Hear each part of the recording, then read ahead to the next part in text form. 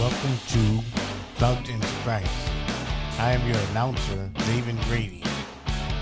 We welcome you to this weekly podcast hosted by Pastor and teacher William Polis.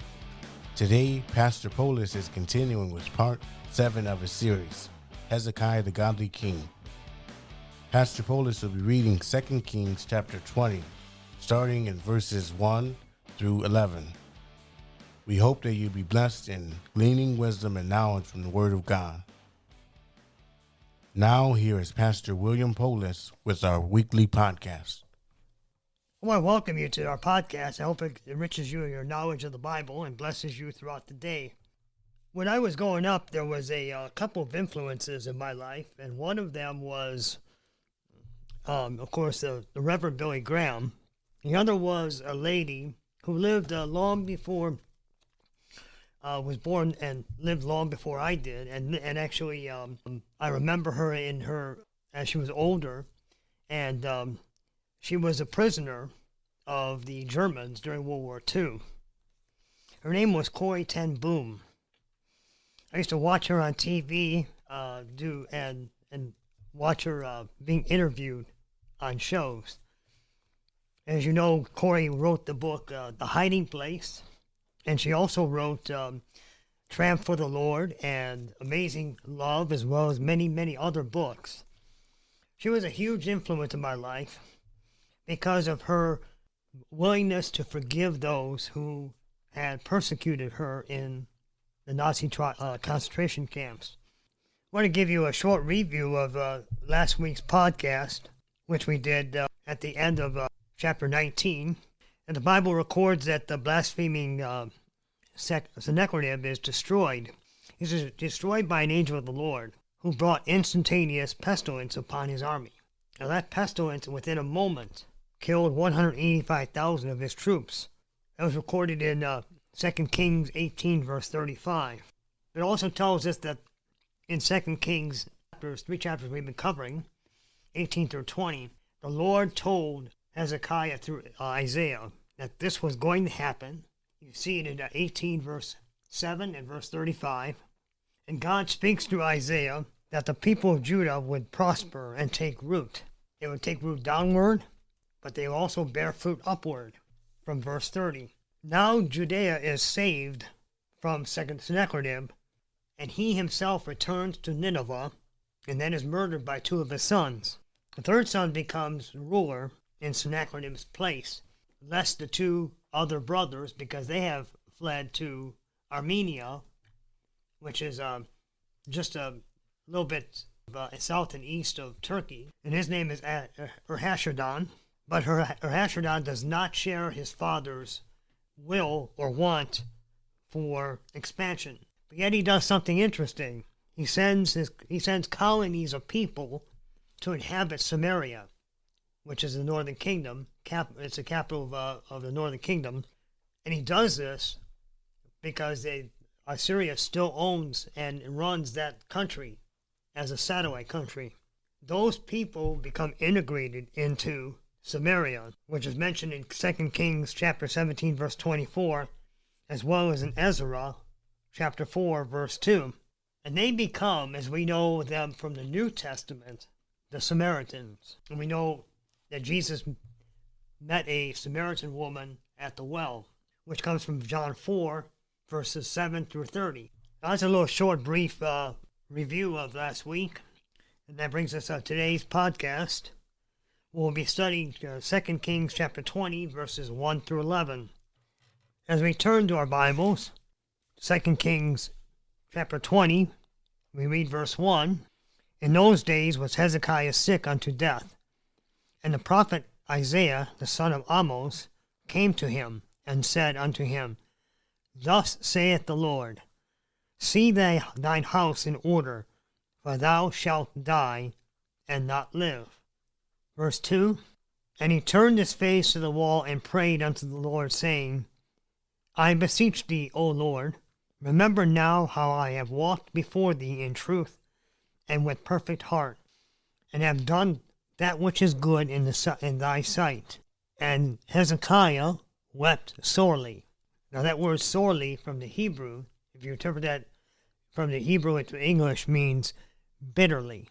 This is recording the end of Hezekiah's life. Now, some biblical historians say that he became sick in the year at which the Syrian army was besieging the city, while others believe that he became sick soon after the defeat of Sennacherib's army.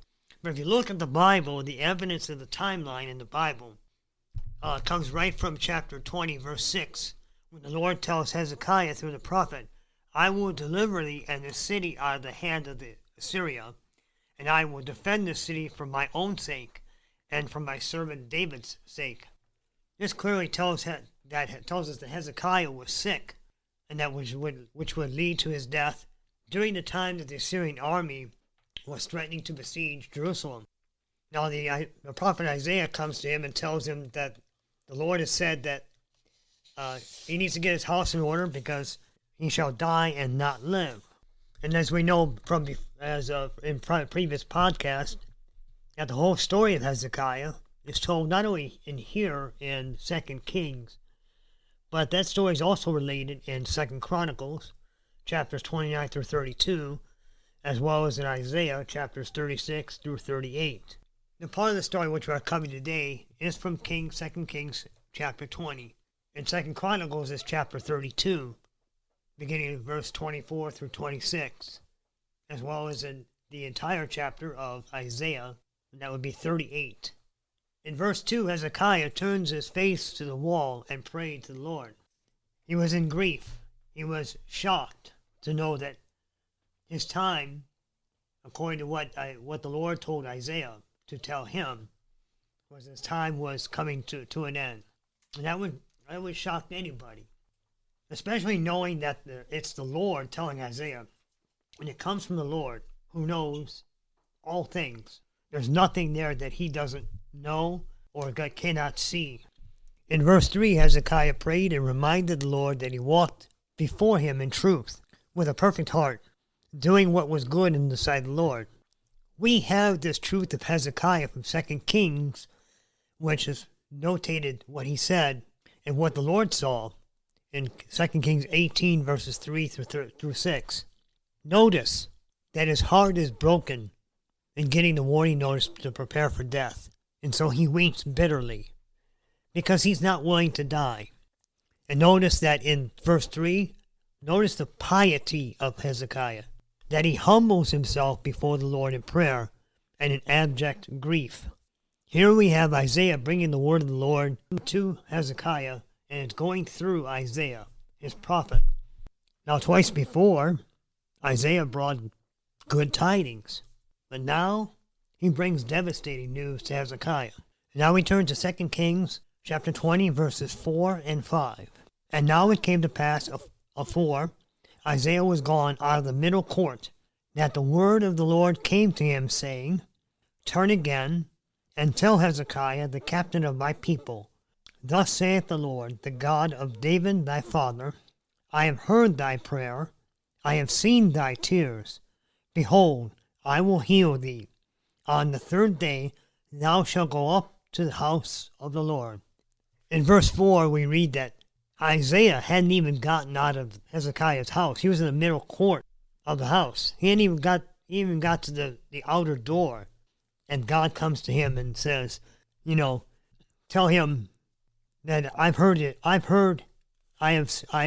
prayer, I have seen thy tears. Behold, I will heal thee. On the third day thou shalt go up to the house of the Lord.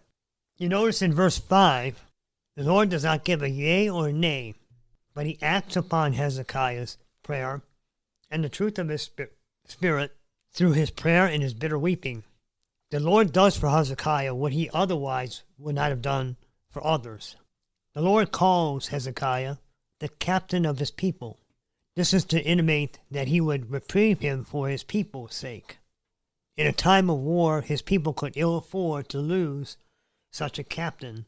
The Lord calls himself the God of David. Here he is intimating that he would reprieve to the covenant made with David and the promise that he would always ordain a lamp for him. God honors his prayers by the notice that he takes of them and references in the messages I have heard thy prayers, I have seen thy tears. Those two things. I've heard thy prayers, I have seen thy tears. God does also this. He promises to restore Hezekiah from his illness. When he announced it, when God says something is done, it is done. He says, I will heal thee. When he says, I have heard thy prayers, I have seen thy tears, you know that he has. There is no doubt. And when he says that he will do something, if he can bring the world into creation, in the universe into creation, and create all the animals, human beings, stars, sun, planets, if he can do that, and with a word, when he says something, it comes to pass. And when he says to him, Hezekiah, I will heal thee, you know that Hezekiah is going to be healed. And God sets the tone. He says, when I heal you, on the third day, you'll go up to the house of the Lord. 2 Kings, chapter 20, verse 6. And I will add unto thy days 15 years, and I will deliver thee and this city out of the hand of the king of Assyria, and I will defend this city from my own sake and for my servant David's sake. Now I want you to pay attention to this now. This is where Hezekiah, we have evidence that Hezekiah was sick during the time that Sennacherib had planned to attack Jerusalem. It wasn't after, it wasn't before, it was during that time. Because it says, I will deliver thee and this city out of the hand of the king of Assyria. And the verses before that already talk about Hezekiah being sick unto death, and Isaiah telling him to get his affairs in order because he will not live, he will die. And God affirms, and he will add 15 years to his life. And you know that when God says something, a word, it is done. We also in verse 6 have that the Lord promises to defend Jerusalem for his own sake and for his servant David's sake. 2 Kings chapter 20, verse 7. And Isaiah said, take a lump of figs. And they took and laid it upon the boil, and he recovered. This was first of all, Isaiah was a physician. This was an outward application of something. Notice he tells him to lay the figs on the boil and allow it to ripen the boil and bring it to a head so that the matter of disease could be discharged in that way. This cure, which Isaiah directs Hezekiah to do, comes at the direction of not only from Isaiah, but God is leading Isaiah. That's God's prophet. He's leading Isaiah. And it's our duty that when we are sick, to use the natural means of things which God created to cure it. Because if we don't do that, we don't trust God, but we actually tempt him. 2 Kings chapter 20, verse 8. And Hezekiah said unto Isaiah, what shall be the sign that the Lord will heal me, that I shall go up into the house of the Lord on the third day? Notice Hezekiah is, what is the sign? Not that I shall go up to the throne of judgment or to the gate, but I shall go up to the house of the Lord. You see, Hezekiah desired to recover. That's in his prayer, that he might glorify God in the gates of the daughter of Zion. 2 Kings chapter 20, verses 9 through 11. And Isaiah said, this sign shalt thou have of the Lord, that the Lord will do the thing that he hath spoken. Shall the shadow go forward 10 degrees, or go back 10 degrees?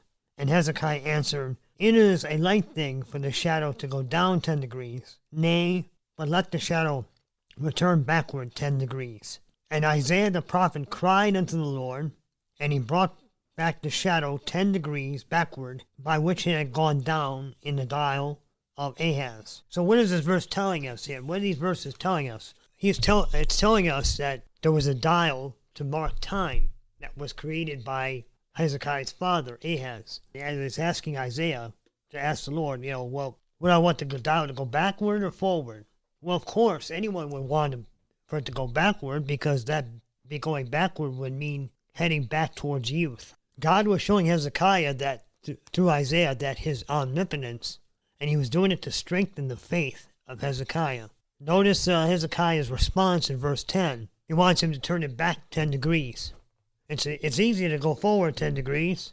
I like for it to go back 10 degrees. So the idea again is Hezekiah wants to return to the strength and viability of his youth. And we have evidence of this from another book in the Bible, in Job 33:25, and the lengthening out of his life. In verse 11, we see Isaiah's prayer, his out loud prayer. He didn't pray, he didn't whisper, he didn't just close his eyes and make a silent prayer. He prayed out loud to the Lord. And the shadow of the dial went back 10 degrees from where it was in the days of King Ahaz. We conclude this podcast here today. I hope this podcast will help you in understanding the Bible better. I hope that you will join us next week for the last in this series, Part 8 of Hezekiah, the Godly King. We'll be starting in 2 Kings chapter 20, and we'll be finishing up that chapter from verse 12 through verse 21. Don't forget, you can join us on the website and listen to podcasts at any time. If you live in the Lorain County area, we would love to have you come and join us at Lorain Full Gospel Church. We are located at 1900 West 19th Street in Lorain, Ohio. Until that appointed time, God willing, I pray that you be blessed in the rest of your day. May God bless you and keep you. This has been a presentation of Plugged into Christ with our host, Pastor William Polis. This production is made possible through Plugged into Christ, a podcast sponsored by Lorain Full Gospel Church.